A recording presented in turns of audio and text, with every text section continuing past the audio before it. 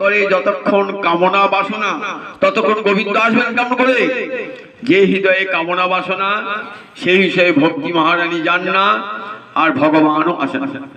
তাই ভগবান আসতে পারছেন না। যাও নারদ, তুমি কৃপা করো, তুমি গিয়ে কানে গুরু মন্ত্র দান করো। নারদ এসেছেন। নারদ এসে একবার তো দীক্ষা দেবেন না, শিষ্যকে যাচিয়ে পরীক্ষা করে দেখে নেবেন যে শিষ্য হওয়ার উপযুক্ত বটে কি না। শিষ্য যেমন গুরু পরীক্ষা করে নেয়, যাত্রার কাছে মন্ত্র নেবো না, উপযুক্ত গুরুর কাছে নেবো। গুরু ঘরটা যদি ভালো না হয় তাহলে সাধনাটাই ব্যর্থ হয়ে যাবে।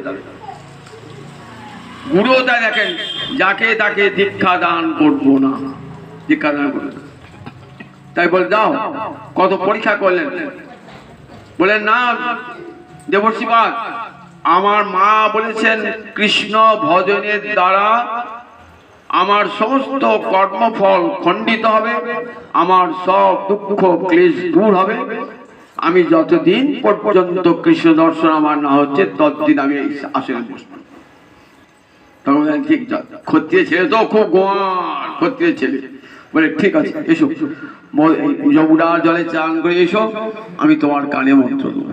কেমন করে কৃষ্ণকে আনতে হয় আমি তোমার মন্ত্র। কানে মন্ত্র দিলেন, মন্ত্র দিলেন। মন্ত্র দেওয়ার পর ধূপের অন্তরে আলাদা অনুভূতি। বলেন 6 মাস জপ করো। 6 মাস জপটি করলেন। 6 মাসের পর ভগবান শ্রীহরির দর্শন। শ্রীমদ ভাগবতী ধূপের বিরাট উপাখ্যান আছে, আমি আর অত দূরে গেলাম না। 6 মাস ভজন, 6 মাস গোবিন্দকে ভজন করার পর 6 মাস গুরুবাক্য তো পড়েছেন, গুরুদেব দীক্ষা দিয়ে চলে গেলেন। গোবিন্দ দর্শন হচ্ছে, সিংহাসন এক পায়ে দাঁড়িয়ে ডাকছেন ভগবানকে। ভগবানের বৈকুণ্ঠের আসন টলে উঠেছে নারায়ণের। এসেছেন শঙ্খ চক্র গদা পদ্ম হাতে নিয়ে ধূপের সামনে। ধূপ এক পদে দাঁড়িয়ে, ধূপের হৃদয় মাঝে গোবিন্দ, চোখটা বুঝে আছে, দেখছেন হৃদয় মাঝে গোবিন্দ, তো চোখটা বুঝে দেখছেন। আমার হৃদয় আলো করে গোবিন্দ দাঁড়িয়ে আছেন শঙ্খ চক্র গদা পদ্ম ধারণ করি। এদিকে বৈকুণ্ঠপতি এসে হারিয়ে শঙ্খ চক্র গদা পদ্ম নিয়ে।